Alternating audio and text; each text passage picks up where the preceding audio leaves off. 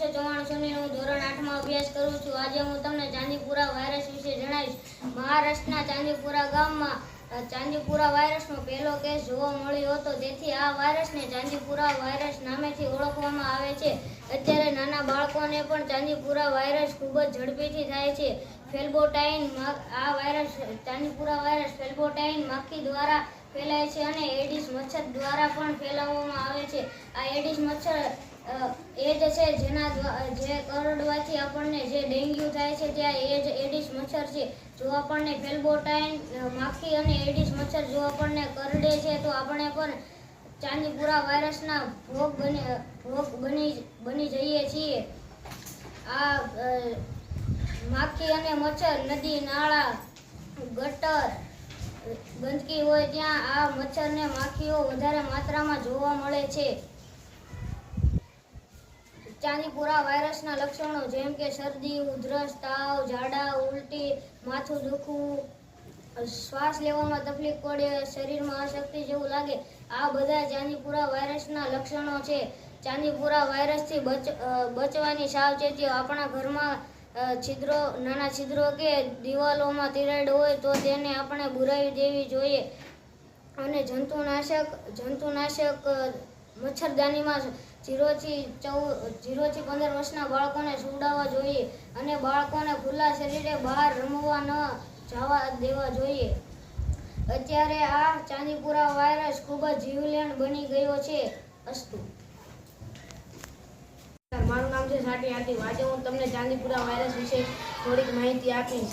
Chandipura virus પહેલીવાર આ virus મહારાષ્ટ્રના ચાંદીપુરા ગામમાં પહેલો કેસ નોંધાયો હતો, આથી આ વાયરસનું નામ ચાંદીપુરા નામ પડ્યું છે।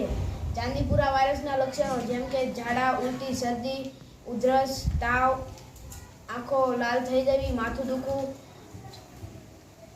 શરીર ગરમ થઈ જવું, આખું શરીર ગરમ રહેવું, અણશક્તિ આવી જવી વગેરે તેના ઉદાહરણો છે, લક્ષણો છે। ચાંદીપુરા વાયરસથી બચવા માટેના ઉપાયો જેમ કે આપણા ઘરની આજુબાજુ કોઈ ગટર હોય કે ખાડામાં પાણી ભરાઈ રહેતું હોય તો તેને સાફ કરવું, નહીં તો તેમાં મચ્છર ઈંડા મૂકે અને પછી મચ્છરો વધવાના કારણે આપણને ચાંદીપુરા વાયરસ થવાની શક્યતા વધે છે।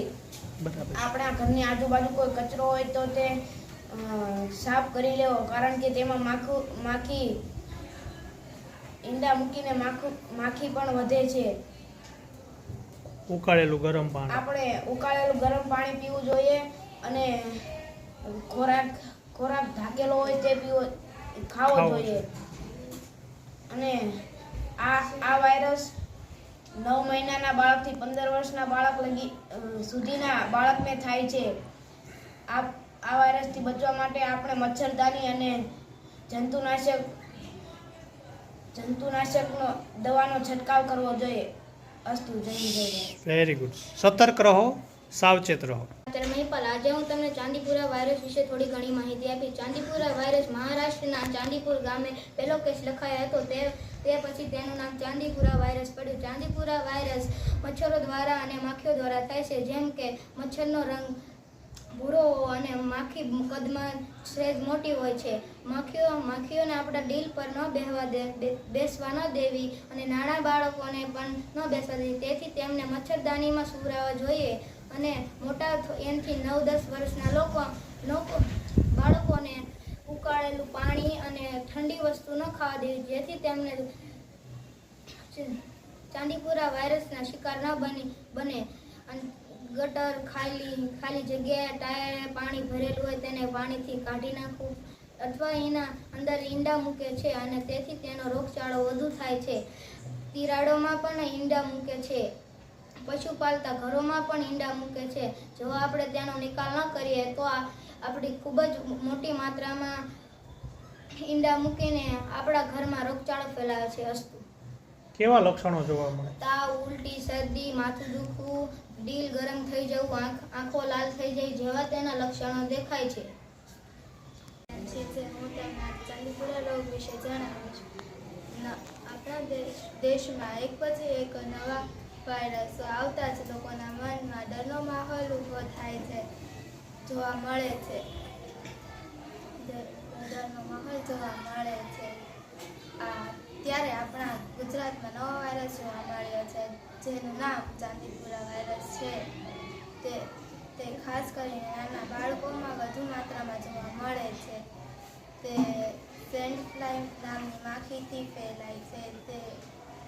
તે ઘરની કાચી દિવાલ અને ભેજવાળા વાતાવરણમાં રહે છે. તેના લક્ષણો તાવ આવવો, ઝાડા પીવા, આંખો લાલ થવી, માથું દુખવું વગેરે છે. તેનાથી બચવા માટે આપણે ઘરમાં તિરાડો હોય તેને પુરાવા જોઈએ. મચ્છરદાનીનો ઉપયોગ કરવો જોઈએ. સૂર્યપ્રકાશ ઘરમાં આવે તેવી વ્યવસ્થા કરવી જોઈએ. સરસ. મારું નામ પાઠક આદિત્ય છે. હું ધોરણ 8માં ભણું છું. આજે હું તમને ચાંદીપુરાના વાયરસના વિશે થોડું જણાવીશ. ચાંદીપુરા વાયરસ એટલે શું? તે એક ખતરનાક વાયરસ છે જે 9 મહિનાથી 15 વર્ષના બાળકોને થાય છે. તેનું નામ ચાંદીપુરા વાયરસ કેવી રીતે પડ્યું? તે મહારાષ્ટ્રના એક ગામના ચાંદીપુરના ગામમાં પહેલીવાર ચાંદીપુરાના વાયરસ જોવા મળ્યું હતું, જેથી તેનું નામ ચાંદીપુરા વાયરસ પડ્યું હતું. લક્ષણો તેના ચાંદીપુરીના લક્ષણો છે કે ઉલટી થવું, ઝાડા થવું, શરીર ગરમ થઈ જવું, હૃદય ગરમ થાય, આંખ દુખે તેવા લક્ષણો છે. એનાથી બચવા માટે આપણે ઉકેલું પાણી, ભારે વસ્તુ ન ખવાય અને ચોખ્ખાઈ રાખવાની. ચાંદીપુરા વાયરસ મચ્છર અને માખી દ્વારા ફેલાવવામાં આવે છે. જેથી બચવા માટે મચ્છરદાની, મચ્છરના અગરબત્તીઓ જેવા સાધનો, દવાઓ ઉપયોગ કરવો પડે છે. માખી દીવાલમાં ઢીલા પડેલા એમાં ઈંડા આપે છે અને મચ્છરો ચોખ્ખા પાણીમાં ઈંડા આપે છે, કારણ કે એમાં બચ્ચા જીવી રહી શકે. મચ્છર લગભગ એક દિવસમાં 500 ઈંડા આપે છે. અસ્તુ જય હિન્દ ભારત અને સાવધાન રહો. સતર્ક રહો, સાવચેત રહો. મારું નામ કિરણ છે. આજે હું તમને ચાંદીપુરા વાયરસ વિશે થોડી વાત કરીશ. મહારાષ્ટ્રના ચાંદીપુરા ગામમાં પહેલો કેસ નોંધાયો, તેથી તેનું નામ ચાંદીપુરા વાયરસ પડ્યું. ચાંદીપુરા વાયરસ માખી મચ્છરમાંથી ઉત્પન્ન થાય છે. ચાંદીપુરા વાયરસના લક્ષણો જેમ કે તાવ આવવો, શરદી થવી, માથાનો દુખાવો થવો, આંખ લાલ થઈ જાય, અણશક્તિ જેવા એના લક્ષણો છે. ચાંદીપુરા વાયરસ 0 થી 15 વર્ષના બાળકોને થાય છે. ચાંદીપુરા વાયરસથી રાખવાની સાવચેતી: મચ્છરદાની રાખવી, ઉકાળેલું પાણી પીવું. Very good. મારું નામ છે નડિયાની જેમેશ. આજે હું તમને ચાંદીપુરા વાયરસ વિશે જણાવીશ. મહારાષ્ટ્રના ચાંદીપુરા ગામમાં પહેલો કેસ નોંધાયો હતો, તેથી તે નામ ચાંદીપુરા વાયરસ પડાયું છે. ચાંદીપુરા વાયરસ એ 0 થી લઈને 15 વર્ષના બાળકોને થાય છે. ચાંદીપુરા વાયરસના લક્ષણો જેમ કે તાવ, શરદી, ઉધરસ, માથું દુખવું, આંખ લાલ થઈ જવી, ચક્કર આવવા, બેભાન થવું, ખેંચ આવવી. ચાંદીપુરા વાયરસ જેને હોય તેને 48 થી 72 કલાકમાં સારવાર ન મળે તો તે મૃત્યુ પામી શકે. ચાંદીપુરા વાયરસથી બચવા આજુબાજુ ખાડામાં પાણી કે ભરાયું તેને સાફ કરવું અને ઘરમાં તિરાડ ને હોય તો તેને ભૂલી દેવું. મચ્છરદાનીનો ઉપયોગ કરવો. ગરમ પાણી ઉકાળેલું પીવું. સાવધાન રહો, સતર્ક રહો.